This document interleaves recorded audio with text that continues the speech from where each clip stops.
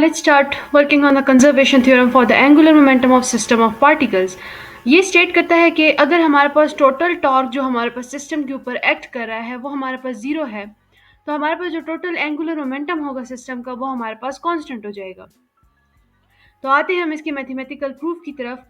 हमने प्रूफ करना है कि हमारे पास जो टोटल टॉर्क, हमारे पास जो टोटल एक्सटर्नल टॉर्क है जो कि सिस्टम के ऊपर एक्ट कर रहा है वो जीरो की इक्वल हो, तो हमारे पास जो टोटल एंगुलर मोमेंटम होगा सिस्टम का वो कांस्टेंट हो जाएगा। ठीक है, तो हमने इसको एग्जैक्टली उसी मेथड से करना है जैसे हमने angular momentum mechanics of a particle के लिए फाइंड आउट किया था, उसकी कंजर्वेशन थ्योरम को हमने सॉल्व किया था। डिफरेंस ये है कि यहाँ पे अब हमारे पास एक पार्टिकल नहीं है बल्कि एक से ज़्यादा पार्टिकल्स है। ठीक है, तो अकॉर्डिंग टू दैट हम अपना एक सिस्टम कंसिडर करेंगे। हम कहते हैं कि let us consider a system of particles. Let, हमने एक सिस्टम ऑफ पार्टिकल्स को कंसिडर कर दिया है। देन हम कहते हैं कि जो हमारे पास पी आई है that be the linear momentum of ith particle of the system having position vector are आई। ठीक है, ये जो पोजीशन वेक्टर आर आई आपको शो हो रहा है this is for the ith particle, and इस ith पार्टिकल का जो मोमेंटम है that is the linear momentum that is P I. ठीक है, तो हमारे पास जो इस आयत पार्टिकल का एंगुलर मोमेंटम होगा वो क्या हो जाएगा, that would become L I is equal to are I cross P I. Let this be equation number 1। अच्छा, अब हम क्या करेंगे कि हम इस इक्वेशन 1 की बोथ साइड्स पे समेशन ले लेंगे। समेशन लेने के बाद हमारे पास ये फॉर्म आ जाएगी इक्वेशन 1 की, that is summation I is equal to 1 to N L I is equal to summation I is equal to 1 to N whole on R I cross P I. ठीक है, अब हम क्या करेंगे कि जो यहाँ पे हमारे पास ये लेफ्ट हैंड साइड पे हमारे पास summation I is equal to 1 to N L i है, इसको हम कैपिटल एल की इक्वल ले लेंगे which is actually our angular momentum of the whole system. तो हमारे पास जो एल है that would become equal to this term. Let this be equation number 2. Now what we are going to do is that we are going to differentiate both sides with respect to t. Now we will get dl by dt is equal to d by dt of summation I is equal to 1 to n ri cross pi. ठीक है, अब यहाँ से आपको समझ आ गई होगी कि अब हमने क्या करना है। हमने जो राइट हैंड साइड है उसको सॉल्व करना है। तो राइट हैंड साइड पे हमने एक्चुअली क्या करना है, हमने इसके ऊपर प्रोडक्ट रूल अप्लाई करना है। जब हम इसके ऊपर प्रोडक्ट रूल अप्लाई करते हैं तो हमारे पास वही सेम टेक्निक हम यूज़ करेंगे। समेशन आपने बाहर निकाल देना है, प्रोडक्ट रूल अप्लाई करें आर आई क्रॉस पी आई के ऊपर, आपके पास वही रिजल्ट आएगा जो कि आपने angular momentum for mechanics of a particle के लिए किया था। ठीक है, कैसे आपने किया था कि आपने जब आर क्रॉस पी आई जो है उसका आपने डी बाई डी टी लिया था तो वो आपके पास इस फॉर्म में आया था। फिर आपने क्या किया कि मतलब कि first derivative of second, second derivative of first, वो वाला आपने काम किया था। ठीक है, फिर आपने क्या किया कि आपने पी आई जो है उसकी जगह एम वी पुट कर देना है। फिर जो वी आई और वी आई है उनका क्रॉस प्रोडक्ट हो जाएगा, that would become equal to zero as the cross product of same vectors is equal to zero. तो हमारे पास जो ये सेकंड टर्म है ये कंप्लीटली खत्म हो जाएगी एंड हमारे पास सिर्फ और सिर्फ ये टर्म रह जाएगी। सो हमारे पास जो d L by D t है that would become equal to summation I is equal to 1 to n r I cross d p i divided by D t. Let this be equation number 3। Now हमारे पास आयत particle के लिए जो Newton second law है वो कैसे है, that is F i is equal to d p i by D t. Now we know that कि F i is actually equal to what, it is F i external plus F i j, summation j is equal to 1 to n F i j, इसकी equal है। ठीक है, तो अब हम क्या कर देंगे कि हम इस इक्वेशन में ये वैल्यू पुट करेंगे तो हमारे पास आ जाएगी ये इक्वेशन। ठीक है, जिसको हमने इक्वेशन 4 से डिनोट कर दिया है। अब हम क्या करेंगे कि हम इस इक्वेशन 4 के ऊपर समेशन अप्लाई करेंगे बोथ साइड्स पे ताकि हमारे पास equation of motion for the whole system आ जाए। तो हमने अगेन वही काम किया है, हमने दोबारा समेशन अप्लाई किया बोथ साइड्स के ऊपर, हमारे पास ये फॉर्म आ गई। अगेन ये वाली जो टर्म है इसको हमने समेशन आई जे की इक्वल ले लेना है तो वो हमारे पास आ जाएगा। ठीक है, ओके, अब हमारे पास आ चुकी है इक्वेशन नंबर 5 जिसमें हमारे पास sum of external forces and internal forces equal to the derivative of the momentum. अब हम क्या करेंगे कि हम इस इक्वेशन 5 के बोथ साइड्स पे आर आई का क्रॉस प्रोडक्ट लेंगे तो हमारे पास ये फॉर्म आ जाएगी इक्वेशन की, हमने इसको इक्वेशन 6 का नाम दे दिया है।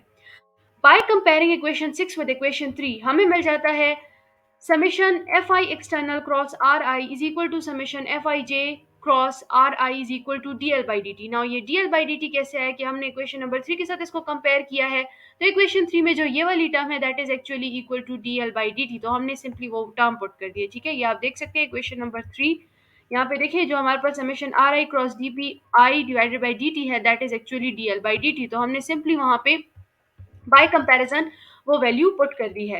अब हमारे पास ये फॉर्म आ चुकी है। अब अगर आप देखें ये टर्म तो ये हमारे पास एक्चुअली टॉर्क की इक्वल है, तो हमने यहाँ पे टॉर्क ऑन पार्टिकल आई ये पुट कर देना है और जो ये वाली टर्म है एक्चुअली यहाँ पे हम टॉर्क पुट नहीं कर सकते। क्यों नहीं पुट कर सकते? क्योंकि ये हमारे पास एक्चुअली कंबाइंड इफेक्ट है of both particles i and j.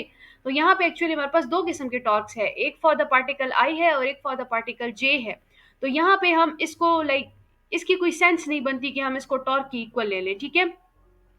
तो हम क्या करेंगे कि हमारे पास यहाँ पे हमारे पास लाइक एक एक्स्ट्रा टर्म जे की फॉर्म में आ रही है, तो हमने इसको रिमूव करना है। तो इसको हम आगे जाके नेक्स्ट स्टेप में रिमूव करेंगे by applying Newton's third law, ठीक है। अब हमने क्या कर देना है कि ये वाली जो हमारी टर्म है इसको हमने क्या कर देना है, टॉर्क की इक्वल ले लेना है, कैपिटल टी की इक्वल ले लेना है। और हम इसका ये कहेंगे कि एक्चुअली जो अब ये हमारे पास टर्म है that is the torque on the whole system which is equal to this term, ठीक है। और ये वाली टर्म एज इट इज आ जाएगी, ये भी एज इट इज आ जाएगी। अब इसको हमने इक्वेशन 7 का नाम दे दिया। अब इस इक्वेशन 7 में हमने सिर्फ और सिर्फ इस टर्म के ऊपर काम करना है ताकि हम इसको जरा खत्म कर सके, सिंप्लीफाई कर सके। तो अब हम इस चीज को, इस टर्म को सॉल्व करने के लिए हम कहते हैं कि ये टर्म जो है ये हमारे पास इक्वल होगी summation i j r j cross F j i, ठीक है। ये हमारे पास आयत पार्टिकल के लिए है, तो ये हमारे पास जेथ पार्टिकल के लिए है, ठीक है। ये दोनों टर्म्स इसमें मौजूद हैं, ठीक है, as we are taking summation on i j.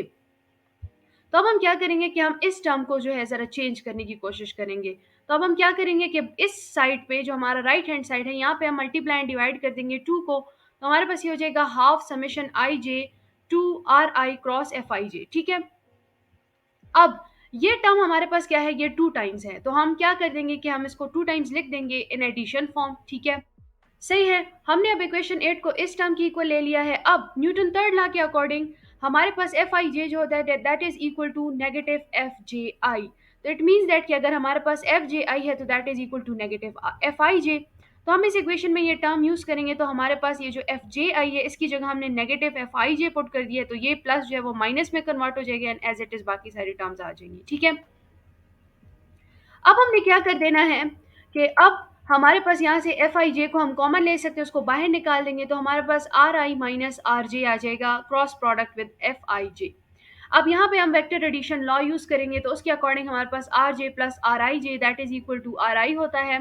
तो हम क्या कर लेंगे कि हमें क्या चाहिए, हमें ये वाली टर्म चाहिए। ये टर्म किस चीज़ की इक्वल है, तो ये टर्म जब इस साइड पे आ जाएगी यानी आर जे को हम बोथ साइड पे सब्ट्रैक्ट कर देंगे, तो हमारे पास ये R I J becomes equal to are I minus R J.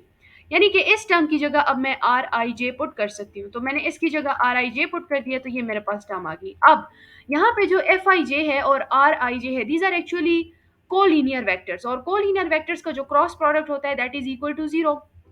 Collinear vectors क्या होते हैं, ये हमारे पास वो वेक्टर्स होते हैं जो कि एक दूसरे के पैरेलल काम कर रहे होते हैं, ठीक है, सेम डायरेक्शन में जा रहे होते हैं। तो अगर हमारे पास वेक्टर्स जो है वो पैरेलल काम कर रहे होते हैं, कोलिनियर हो जाते हैं, तो वो हमारे पास जीरो के, उनका प्रोडक्ट जीरो की इक्वल आ जाता है, ठीक है।